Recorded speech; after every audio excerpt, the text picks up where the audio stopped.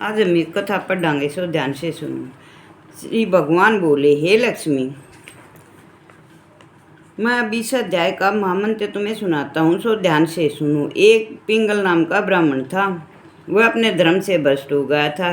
वह कुसंग में रहता, बुरे आदमियों के साथ बैठता उठता, मच्छी खाता, मांस खाया करता था, मदिरा पान किया करता था, जुआ खेला करता था। देवयोग से उस पिंगल ने एक राजा के यहाँ नौकरी मिल गई और राजा के पास गया। वह लोगों की चुगलियाँ किया करता था और जब राजा उसे बहुत सा धन दिया करता था, इसलिए वह बहुत धनवान हो गया। उसने अपना विवाह कर लिया, परंतु वह पाप का पैसा था, इस कारण उसकी स्त्री वह विचारणी हो गई। वह स्त्री दूसरों के संग विचरण करती और सब बुरे कर्म किया करती थी, इसलिए वह अपनी स्त्री को मारता। उस स्त्री ने दुखी होकर अपने पति को विष दे दिया।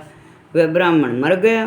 उस ब्राह्मण ने गिद्ध का जन्म पाया और कुछ काल के पीछे वह स्त्री मर गई। उसने तोते का जन्म पाया, तब वह एक तोते की स्त्री बन गई।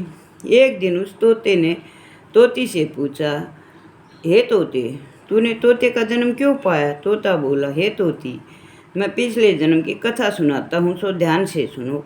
मैं पिछले जन्म में एक ब्राह्मण था और अपने गुरु की बात नहीं मानता था। मुझको गुरु जी ने श्राप दे दिया कि तू तोता हो जा, इसलिए इस कारण मैं इस जन्म में तोते का जन्म पाया मैंने। अब तू बता, तू किस कारण तोती हुई? उसने कहा, मैं पिछले जन्म में एक ब्राह्मणी थी।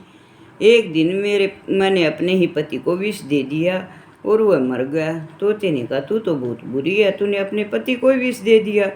एक दिन वह तोती वन में बैठी हुई थी, वहाँ वह गिद्ध आया। वह गिद्ध उसका पति, पिछले जन्म का पति ही था। तोती को उस गिद्ध ने पहचान लिया और वह गिद्ध तोती को मारने के लिए चला। आगे आगे तोती, पीछे पीछे गिद्ध, और उड़ते उड़ते वह एक शमशान भूमि में थक कर गिर पड़े। वहाँ एक साधु का दाह संस्कार हुआ था। साधु की खोपड़ी वर्षा के कारण जल से भरी हुई थी, वह उसमें गिर गई। इतने में गिद्ध आया और तोती को मारने लगा। उस खोपड़ी के जल के साथ वह दोनों उसका पानी उन दोनों के शरीर पर लग गया और उन्होंने देवदेही पाई। दोनों मर गए लड़ते लड़ते और अदम देह छुटी और देवदेही पाई। विमान आया जिस पर बैठकर दोनों व्यंकुट से चले गए। वह खोपड़ी एक साधु की थी जो गीता जी का रोज नित्य पाठ किया करता था। वह परम पवित्र था। उस जल से दोनों पवित्र हो गए। जो प्राणी गंगा जी में स्नान करके रोज नित्य गीता जी का पाठ करता है या सुनता है, उन्हें वैकुंठ की प्राप्ति होती है और अनंत चतुर्दशी के दिन तो उन्हें अनंत गुना फल मिलता है। बोलो विष्णु भगवान की जय, बोलो शिव शंभू की जय। अर्जुन बोले, हे कृष्ण, तुमने पहले कर्मों का त्याग करने को कहा, फिर कर्म की प्रशंसा करते हो। इन दोनों में जो हितकर है वह एक बार निश्चय करके मुझे बतलाओ। श्री कृष्ण बोले, कर्मों का त्याग और कर्मों का करना ये दोनों ही मोक्ष देने वाले हैं, परंतु इन दोनों में कर्म त्याग से कर्म योग हितकर है। जो किसी से द्वेष नहीं रखता, न किसी पदार्थ की इच्छा करता, वह सन्यासी है। ऐसा पुरुष संसार के बंधनों से छूट जाता है। सांख्य योग को मूर्ख लोग ही पृथक पृथक अलग अलग मानते हैं, पंडित नहीं। जो इन दोनों में से एक में भी अच्छी स्थिति हो जाता है, उसको दोनों का फल मिल जाता है। ज्ञान योगियों को जो स्थान है वही कर्म योगियों को प्राप्त होता है। ज्ञान योग व कर्म योग एक ही है। कर्म योग के बिना संन्यास का प्राप्त होना मुश्किल है। कर्म करने वाला मुनिजन को ब्रह्म प्राप्त होने में विलंब नहीं लगता। कर्म योग युक्त शुद्ध अंतकरण वाला, मन तथा इंद्रियों को जीतने वाला, संपूर्ण प्राणियों में अपनी आत्मा को देखने वाला, कर्म करता हुआ भी कर्म फल में लिप्त नहीं होता। योग युक्त तत्ववेता पुरुष देखते हैं, सुनते हैं, स्पर्श करते हैं, सूंघते हैं, खाते हैं, चलते हैं, श्वास लेते हैं, तो भी यही मानते हैं हम कुछ नहीं करते। वे बोलते हैं, त्यागते हैं, ग्रहण करते हैं, परंतु यही मानते हैं कि मैं कुछ नहीं करता। यह मन धारण करते हैं। इंद्रियां ही अपने अपने विषयों में बरतती है। जो प्राणी ब्रह्मा में अर्पण कर संग को त्याग कर कर्म करता वह पाप में लिप्त नहीं होता।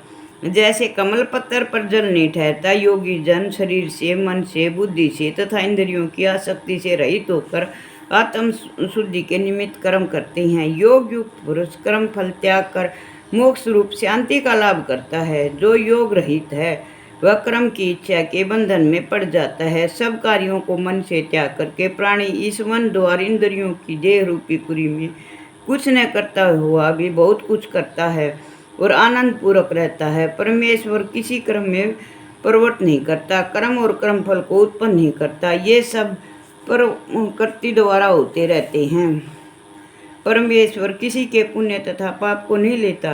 ज्ञान जो अज्ञान से आच्छादित है उसे जीव मोह को प्राप्त हो जाते हैं, परंतु आत्मज्ञान के द्वारा जिनका ज्ञान नष्ट हो गया है उनका वह आत्मज्ञान परमेश्वर के रूप को ऐसा भाषित करता है। जिस प्रकार सूर्य संपूर्ण संसार को प्रकाशित कर देता है, उसी परमात्मा में जिसकी बुद्धि स्थिर है उसी में मन लगाते हैं, उसी में निष्ठा रखते हैं और सदा उसी के ध्यान में लगे रहते हैं। ज्ञान द्वारा जिनके सब पाप नष्ट हो गए हैं वे इस संसार में जन्मते नहीं। विद्या और विनय से संपन्न ब्राह्मण में, गाय में, कुत्ता में, चांडाल में पंडित जन की दृष्टि समान रहती है। जिसके मन में इस तरह की समानता उत्पन्न हो गई है उनको इस लोक में जन्म मरण रूप संसार को जीत लिया है, क्योंकि ब्रह्मा निर्दोष और स्वरत समान है, इसलिए वे ब्रह्मा को प्राप्त हो जाते हैं। जो प्रिय पदार्थ को पाकर प्रसन्न और अप्रिय को पाकर खिन्न नहीं होते, ऐसे शिथिर बुद्धि वाले मोह रहित ब्रह्मवेदा को ब्रह्म शिथिर जानो। बाहरी पदार्थों में जो चित्त को आसक्त नहीं होने देता वही आत्म सुख का अनुभव करता है। जो ब्रह्मा में अंतकरण को मिला अक्षय सुख मोक्ष प्राप्त करता है। वे इंद्रियों के स्पर्श से जो भोग देते हैं वे वस्तुतः दुखदायी होते हैं। उनका आदि भी है, अंत भी है। ये कौनते ज्ञानी लोग ऐसे भोग में रत नहीं होते। शरीर छूटने के पहले मनुष्य को काम क्रोध के वे को सहन करने में समर्थ होता है। वह योगी और सच्चा सुखी है। जो योगी आत्म सुख से सुखी है और अंतरात्मा के आनंद से आनंदित है और अंतर ज्योति से ही प्रकाशित है, वह ब्रह्म रूप होकर ब्रह्म निवारण मोक्ष को प्राप्त होता है। पाप जिसके नष्ट हो गए हैं, कुबुद्धि दूर हो गई है, मन को जिसने वश में कर लिया है, जीव मात्र का जो ही चाहते हैं, ऐसे योगी को ब्रह्म निवारण प्राप्त होता है। काम और क्रोध जिसमें नहीं है, मन के वेग को जिसने रोक लिया है, उसे आत्मज्ञानी योगियों को ब्रह्म निवारण सहज ही प्राप्त हो जाता है। बाहरी पदार्थों के संयोग से अलग रहकर दोनों भवों के बीच में दृष्टि लगाकर नासिका के भीतर चलने वाले प्राण अपान को सम करके इंद्रियां मन और बुद्धि को वश में करके इच्छा भय तथा क्रोध को त्याग कर मोक्ष की इच्छा करने वाले योगी जीवन मुक्त हैं। जो मुझको सब यज्ञों और तपों का भोक्ता, संपूर्ण लोकों का स्वामी, सब प्राणियों का मित्र जानते, उन्हीं को शांति प्राप्त होती है।